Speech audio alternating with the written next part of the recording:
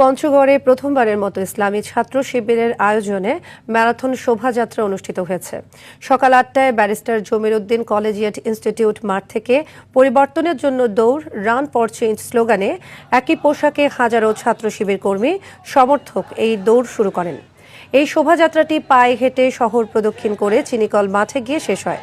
এ সময় ম্যারাথন দৌড়ে জামায়াত ইসলামের জেলা আমির ইকবাল হোসেন, ছাত্র শিবিরের সভাপতি রাশেদ ইসলাম সহ প্রায় ১.৫ সহস্রাধিক ছাত্র শিবিরের নেতাকর্মী অংশ নেন।